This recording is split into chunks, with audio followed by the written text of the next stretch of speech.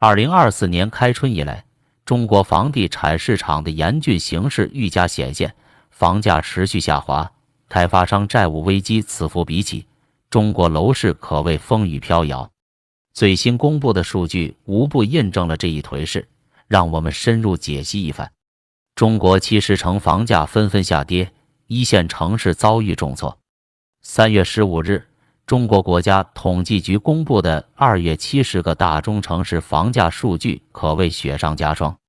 受去年同期基数较高影响，2月份新建商品住宅价格同比降幅普遍扩大。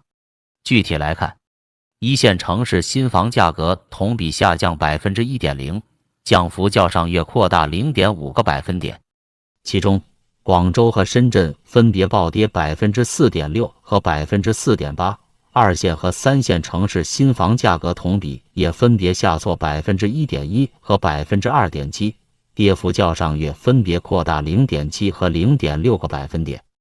环比数据同样令人揪心，一线城市新房环比下降 0.3%， 北京、广州和深圳分别下跌 0.1%、0.8% 和 0.5%， 二线城市新房也有 0.3% 的环比跌幅，三线城市新房环比下滑 0.4%。 二手房市场情况更加惨淡，一线城市二手房价格同比惨跌 6.3%， 北上广深分别下滑 5.3%、6.0%、7.5% 和 6.1%，二三线城市二手房价格同比也均下挫 5.1%。 环比来看，一二三线城市二手房价格分别下跌 0.8%、0.6% 和 0.6%。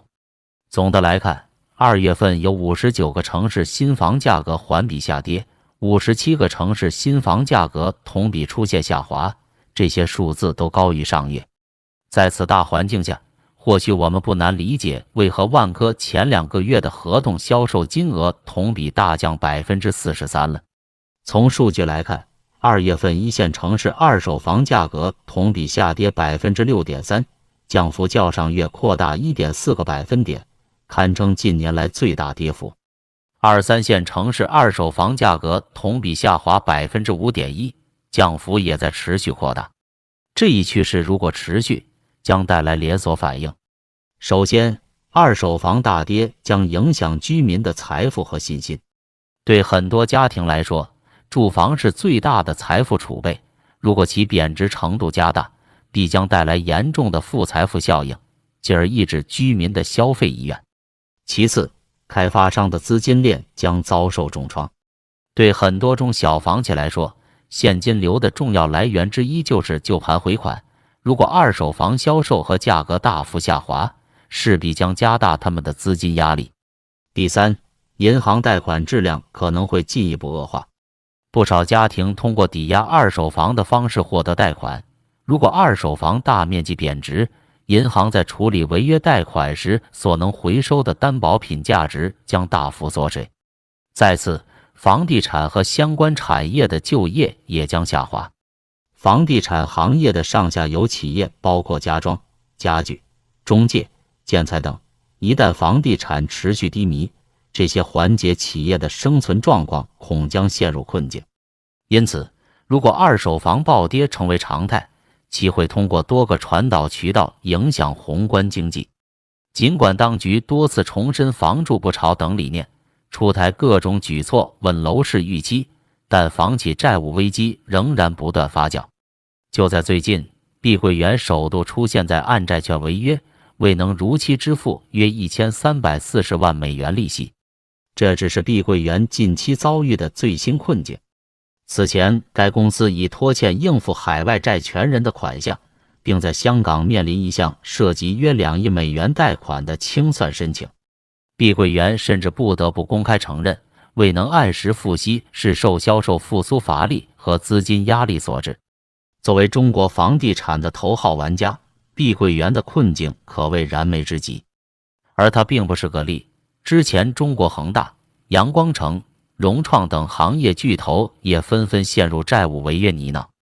业内人士认为，中国房企债务危机仍将持续一段时间。一方面，开发商的现金流十分紧张，难以通过销售回笼足够资金。另一方面，融资渠道受阻，银行、信托等传统渠道资金面临极大限制，境外债券市场更是处于流动性黑洞。不过，也有观点认为，随着房地产调控政策放松，金融信贷支持加大，龙头房企会逐步扭亏为盈。总的来看，中国房企仍处在生存挑战中，接下来谁将站稳脚跟，谁将被彻底淘汰，还需持续观察。本轮调控周期已逾3年，但中国楼市分化依旧严重，一线城市走弱明显，3、4线城市虽勉强企稳，但库存压力较大。而最新的房价数据显示，量价齐跌的局面已经形成。首先是价格下行压力持续加大。3月15日公布的数据显示，新建商品房2月份同比下降 1.4%， 为2023年1月以来最大跌幅，二手住房同比更是暴跌 5%至6%。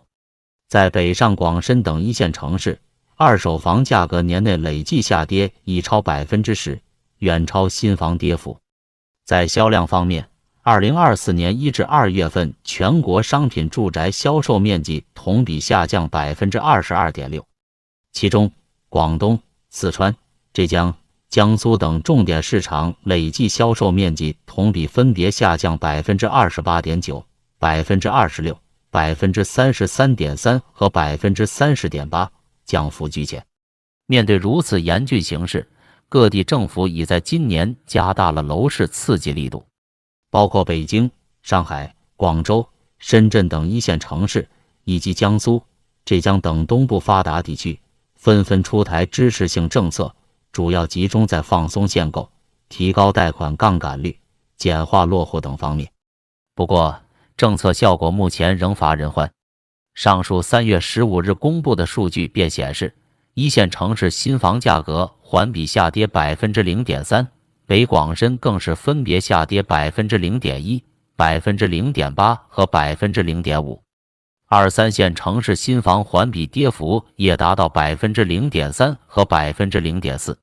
很明显，现有政策力度还不足以扭转房地产下行趋势。中央政府也意识到了这一点。2月27日，央行出手大幅下调房贷利率 ，LPR 下调至新低，力图提振房地产需求。不过，经济学家表示，单靠利率下调尚显不足，政府还可能进一步放宽准入门槛，出台新一轮购房支持政策，并加码白名单支持房企等。总的来看，中国楼市仍徘徊在低谷，未来政策面临进一步加码压力。毕竟，如果不能尽快止住房地产的持续下行，经济面临的下行风险很可能愈演愈烈。纵观2月楼市数据，我们看到中国房地产寒潮下的暗流正在汹涌澎湃。一线城市房价遭重创，新房和二手房价格双双大跌，大起大落程度令人心惊。而在3、4线城市，虽未现大溃败，但受库存压力的持续侵蚀，其基础也正在逐渐破化坍塌。更为骇人的是，连最顶尖的房企都开始扛不住重压。曾经威风八面的碧桂园首度出现在按债券违约，成为行业龙头阵营的第一个战华戏。它的陷落不是为整个行业前景投下一片阴霾，预示着更多大佬恐将跟进。而一旦行业巨擘接连倒下，引发的债务危机将在整个经济机体中蔓延开来。房企的资金链断裂将让上下游产业雪上加霜，银行的贷款坏账率也必将陡增。更为可怕的是，居民失去房产财富后，将极大打击消费信心，进而拖累整个内需。眼下，中央和地方政府纷纷采取刺激楼市的政策，然而力度仍显单薄。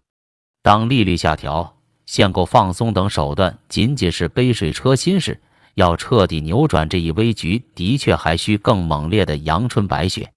然而，当前政策面临的困境，正如同一叶扁舟在惊涛骇浪中举步维艰。贸然大幅放松调控，后患无穷；再不刺激，房地产寒冬将持续笼罩整个经济。所谓不进则退，迟疑之际，寒霜只会越加凛冽，阴影只会越加笼罩。中国人是否注定要经历一个严酷的过冬期？未来还有多少痛楚需要直面？这都将是一个巨大的考验。